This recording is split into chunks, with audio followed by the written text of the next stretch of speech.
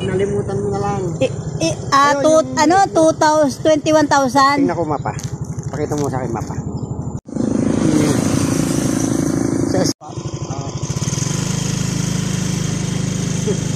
Saan ba lakad? Ayan, likod. Basta yung likod niya. Tapos yung bahay na to, hindi kasali yan. Hindi kasali ito. Hindi kasali yung bahay. Oo, hindi kasali. Kasali.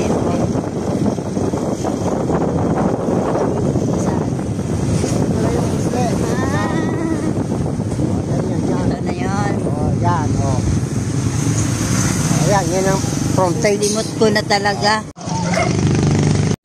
Ito po yung way galing sa Along Aguinaldo Highway.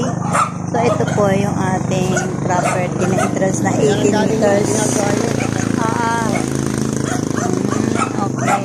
Yan ang 20. So ito yung 18 meters. Ito kasali yan, di? Kasali yan hanggang doon. Hanggang dyan sa pe. Saan kasali yan? Matatanggal yan? Oo. Ayan kasama sa bilihan yan. Saan dito, sir? Aling gandaan? Ito na lang. Ito lahat.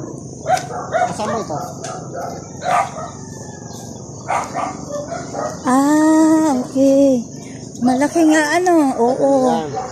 Malaki nga siya. Tapos, Malaki nga.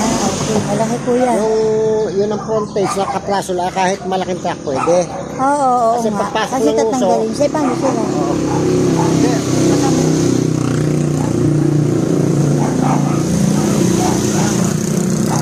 So, ito po ang ating property.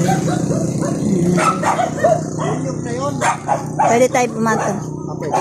Yung nyug na yun, parang yung pinakasulok ng kapatid. Yan po.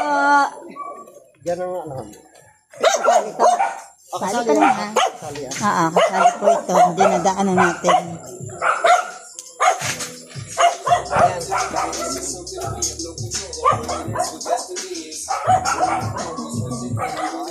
Diba kahit malaking truck? Oo nga, oo. Kasya nga. Kasyang-kasya talaga, kuya. Ayan, patak. Patak na yan. Ayan. 2.1 ang kanyang sukat. Ito may mga kahuyan na yun. Paikot. Yung kahuyan, yan ang lindero. Ito. Kasama nga ito. Kasali, okay. Kasama yan, makakapatid sila. Okay, ha?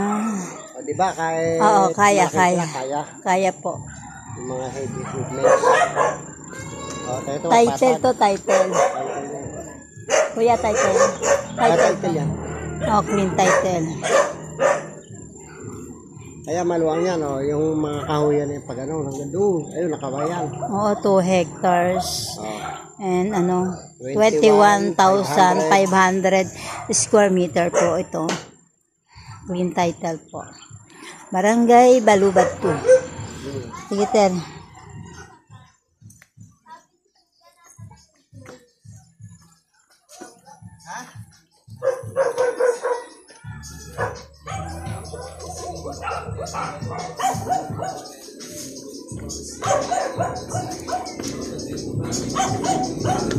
Kevin, ano tayong chinelas? Oo nga.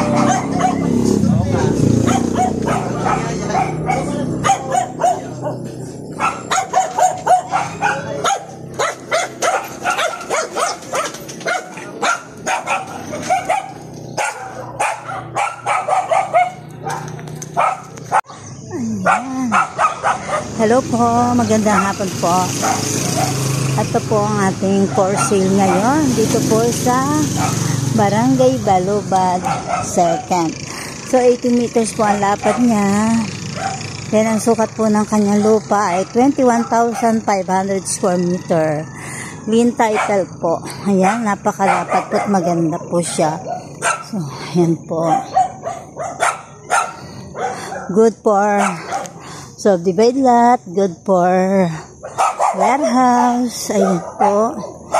Napakalapit lang po nito sa Emilio Aguinaldo Highway. Diyan po sa may Hacienda. So, ayan po.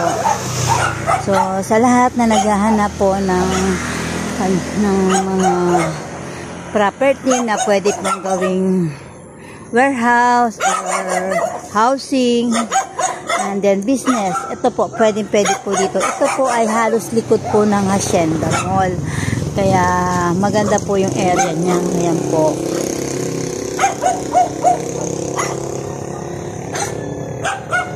Tara na po at mag-invest na po kayo rito sa Silang, Cavite.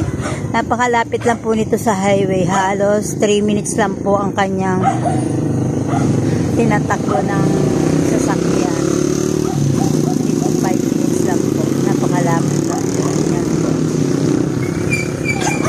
18 meters po ang kanyang frontage.